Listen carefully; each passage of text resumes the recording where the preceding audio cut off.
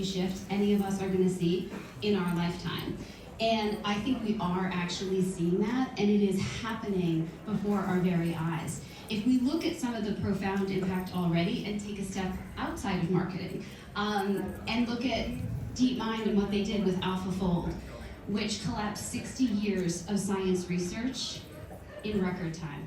And that's the kind of work that does have massive impact on humanity, like really. Or if you take education. It's kind of what I used to say about the Zeitgeist conference that Google puts on.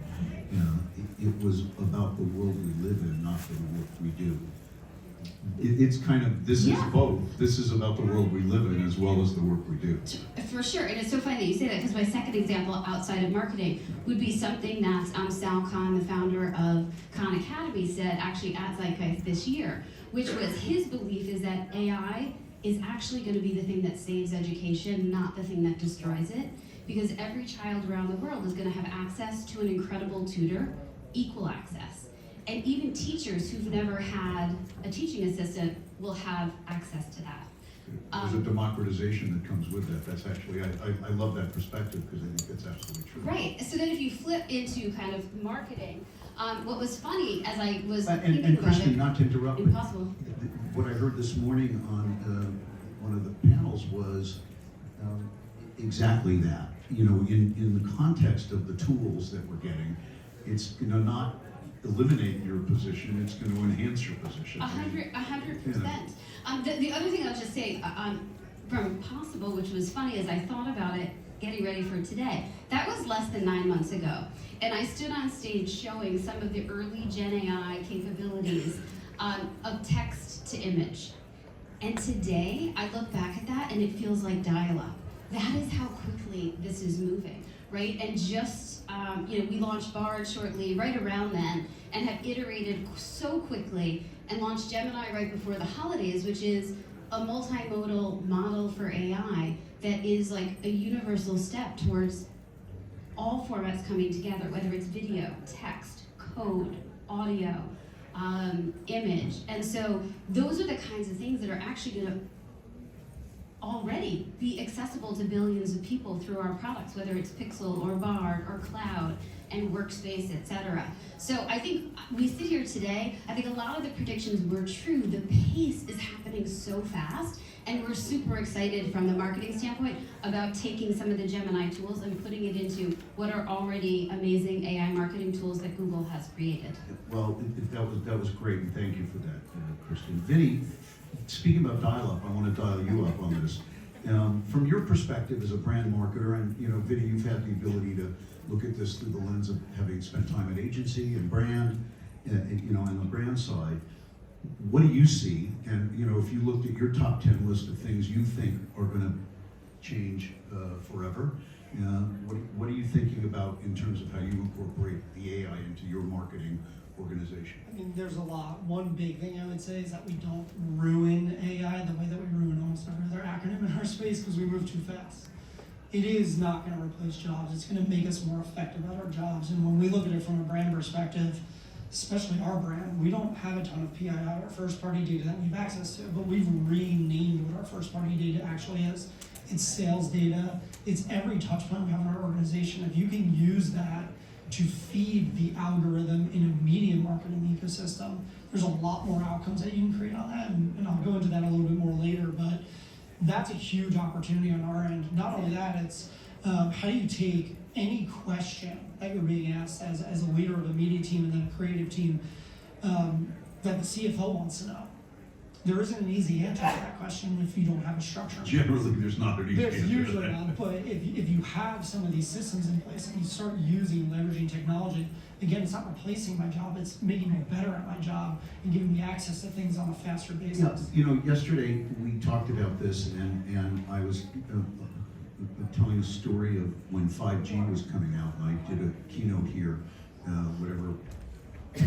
or 10 years ago now, maybe less, and they described 5G in the following way when I kept asking the question. At that time, it was the president of AT&T, and I said, will 5G impact this? Will 5G impact that? And he kept saying yes. So I said, so the technology, 5G is the technology of yes, Yeah. because it seems like it's going to impact everything. And yesterday we determined that AI is the technology of what if. Not yet, because yes, for sure, it can change everything. But the what if capability, asking that question, Absolutely. answering that, that was what I really took away, is the what if technology. Yeah, and if you can move faster in that space, again, it answers questions faster internally, but allows you more time to think and actually create what your enterprise strategy should be. And as we switch now from the drinking game of AI, which is continuing its presence here, if we look to the future, it's obviously not just AI that's on everybody's mind. The privacy issues that have continued to be important in our world, and we look at it across the board. We're thinking of AI in terms of the potential, frightening potential on one hand of Big Brother and all of that, and on the other hand, we're looking at the privacy issues that are still very relevant. And obviously, from a platform perspective, there might be one view. From a marketer's perspective, there might be another view. I'm curious, Vinny, do you want to kind of talk about how you're looking at the world in the context of potentially and obviously a cookieless future and the like? Yeah. So I think we overuse the word and it kind of made us worse at our jobs. And what I mean by that is cookies going away or being deprecated or whatever we want to chase is actually not a bad thing. I think it's going to be a reset for every marketer to start thinking about the fact that we've swung so far into data-driven marketing that we forgot about how to speak to people. We treated everybody as a number. People, to win as a brand, you actually have to tug on their heartstrings. Treat them as an actual and people. Vinny, it's so interesting because when we did a bunch of work in the industry, when this issue became front and center, we spoke to Mark Wagman and I. Mark Wagman runs our data technology solutions practice at MediaLink. He and I conducted, and I was on all of them, roughly 75 calls with marketers on what they thought of this question. And the smarter marketers, and I mean that, said, it's going to make us do our job better. We actually have to go back to building creative that's going to catch the attention and not have the data be the I mean, we're not saying that's bad, but we actually have to do our job. I mean, the amount of marketers and folks that are, from an activation standpoint, buying media probably created thousands of segments. But how many actually change the creative for each of those audiences? And I think that's where we're kind of shifting back. If you want to have segmentation or cohort-based from a broader perspective, great, but are you going to signal something different? Because if you're not, it's not worth your time. So creativity, in my opinion, will need to come back. Not fully front and center, but there's an equilibrium that we have to find that balance between the two. Well, and Kristen, turning to you, because I didn't mean to put Vinny in the position of being the marketer here. You've also been a chief marketing officer, so you've been able to wear both hats as well. So now from the platform perspective. Yeah, I mean, I would say, listen, marketing is at an inflection point. We sit in a moment where there's heightened consumer privacy, the immense potential of AI, at the exact time the cookie is deprecating.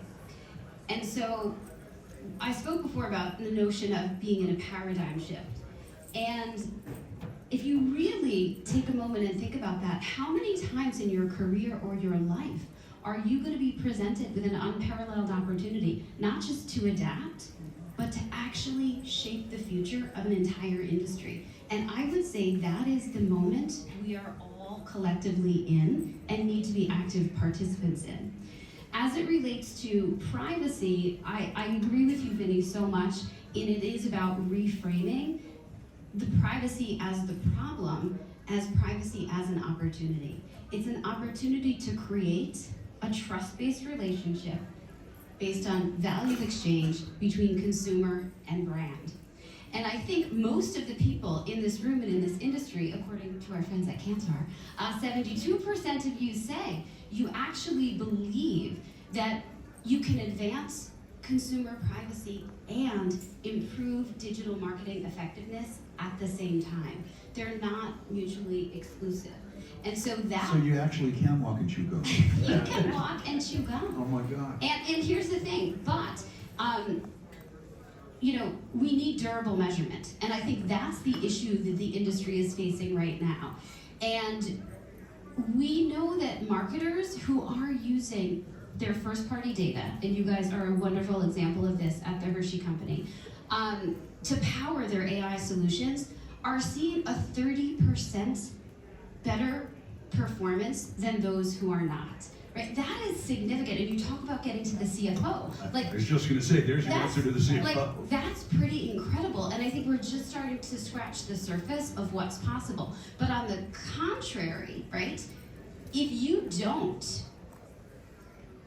get your data house in order right now and make data your true competitive advantage within your industry, in one fell swoop, you will lose visibility into your campaign's effectiveness, the insights for your business, and the impact your marketing has on your organization.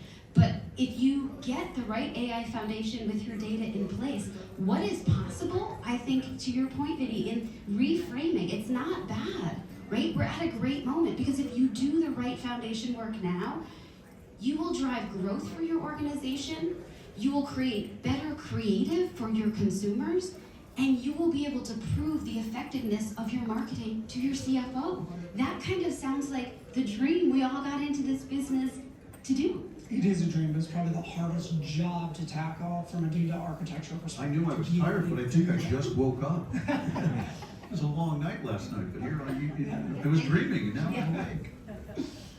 No, I think it's a very important point, though. Data architecture is one of the hardest things, and I don't just mean media data only.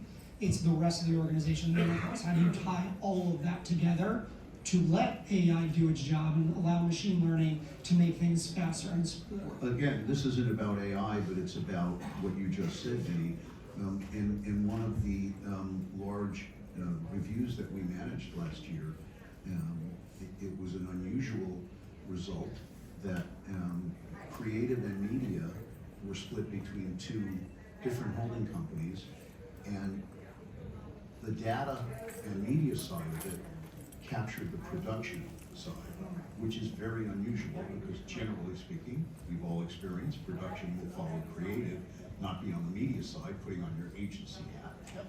And that alone made a unique statement about how data can actually play a significant role in bringing the cost of the creative and all of that. Because to your earlier point, and I've said this, I will continue to give credit to a former media linker, Dee Solomon, who years ago, and Kristen might have been on the stage with me, it's possible because we've shared a few stages over the years. But we talked years ago about the holy grail of right person, right device, right time, right context, right everything. And what we realized, and Dee named a session that we continued to talk about, the loss of serendipity in marketing and the need for that surprise and delight. We all understand if you're an auto manufacturer, you want to get the person when they're, quote, in market for the car. But what about when the person's not in market for the car and you get an ad in front of them or a message in front of them that makes them decide, you know what, maybe I actually do want a new car. And to understand whether you're speaking to a family, you should be talking about whether it's a bigger truck or a minivan versus a Corvette for somebody who's looking for a different style. And like, if you don't have those touch points, it's really hard. You can fall on deaf ears really fast. So, guys, I'm gonna do what I try to do in these sessions, is surprise a little, and so I'm gonna throw a word game out to you, and I apologize to those in the room who've heard it before, but the answers they couldn't have heard before. It's what I call media links, T's and C's, and the reason I call them that is I came up with a bunch of words that I think are good conversation starters in our industry, and the way I'll describe that sitting here at CES is kind of the intersection of marketing, media, advertising, entertainment, sports, and technology. That's the intersection. It's a busy one, you know. It sounds like my daily job. Yeah, exactly. And the words, it turns out, coincidentally started with either the letter T or C, so that's why I call them the T's and C's, not terms and conditions. The T words: trust, transparency, talent, technology, and transformation. So that's the T words. The C words: content, commerce, culture, creativity, curation, and community. Curation, we're here at CES curating, that's part of the role, but any of those words in a speed round here, you pick them. Trust, transparency, talent, technology, transformation, content, commerce, culture, creativity, community, and curation. You pick your word I mean, I or love them all. To me, the hardest one is talent. I think we've lost sight of how hard and how fast this has moved. We've forgot how to educate everyone joining this industry. And when you're running every day, you're chasing every answer. People haven't been there yet. Some of us have, but everyone beneath us maybe haven't. And we're not giving the industry the tools and the capabilities to actually grow as talent to answer some of these questions and move at the speed of AI in 9 months. okay.